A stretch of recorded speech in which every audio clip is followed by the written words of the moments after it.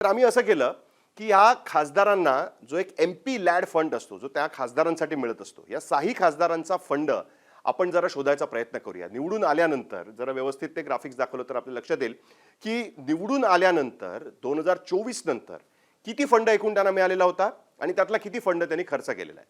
सुरुवात करूया संजय बंडू जाधव यांच्यापासून, कारण ते या सगळ्या गटाचे नेते होते.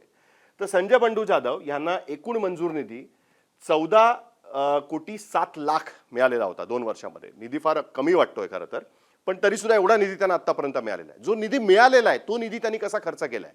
त्यांनी फक्त 3.78 करोड म्हणजे 3,78,00,000 रुपये त्यांनी खर्च केलाय. म्हणजे एकूण निधी त्यांना 2 वर्षामध्ये जो मिळाला त्यापैकी फक्त 25% निधी त्यांनी खर्च केलेला आहे. आणि त्यांनी 56 पैकी जी कामं त्या निधीच्या अंतर्गत मला पूर्ण करायची ते सांगितलं होतं, त्या 56 पैकी फक्त 25 कामं संजय जाधव यांनी पूर्ण केले. त्यामुळे त्यांना निधी मिळालेला होता. खर्च त्यांनी त्यातला फक्त 3.78 कोटी केला, म्हणजे 3,78,00,000. 25% फक्त खर्च केला आणि 30% कामं फक्त त्यांची त्या निधीच्या माध्यमातून पूर्ण झालेली आहेत. पुढचा आपण खासदार बघूया की त्यांचं काय झालेलं आहे. संजय देशमुख ज्यांचा तर इतिहास राहिलेला आहे पक्ष बदलाचा. ते अपक्ष म्हणून आमदार निवडून आलेले होते. मग विलासराव देशमुखांच्या मंत्रिमंडळामध्ये ज्यावेळेस अपक्ष आमदारांच्या पाठिंब्याशिवाय त्यावेळेचं काँग्रेस NCP सरकार चालू शकत नव्हतं, त्यावेळेस त्यांना मंत्रिपदाची सुद्धा त्यांना चान्स मिळालेला होता. नंतर भाजपच्या बाजूला गेले, मग पुन्हा शिवसेनेत आले, मग शिवसेना UBTत आले आणि आता त्यांनी सुद्धा साधारण तेच कारण द्यायचा प्रयत्न केला आहे. त्यांना एकूण 18,06,00,000 एवढा निधी त्यांना 2 वर्षामध्ये मंजूर झालेला होता. आणि त्यापैकी त्यांनी खर्च केलेला निधी फक्त 1.42 करोड म्हणजे 1,42,00,000 फक्त त्यांनी खर्च केलेला आहे.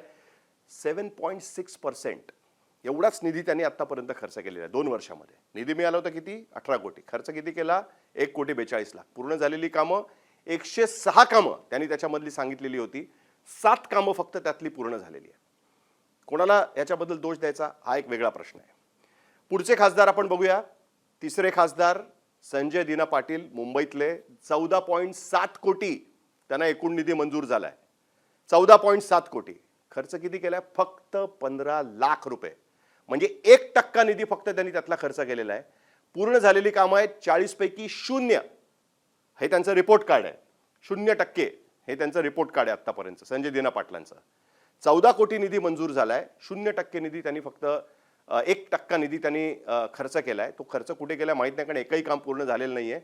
0% पूर्ण झालेली कामं आहेत आणि त्यांचं म्हणणं आहे की आम्हाला कामं करायची आहेत आणि त्यासाठी आम्हाला निधी मिळत नाहीयेत आणि त्याच्यामुळे आम्हाला सत्तेमध्ये जाणं अत्यंत आवश्यक आहे. बाकी नाराजी वगैरे या गोष्टी प्रत्येक पक्षामध्ये असतात.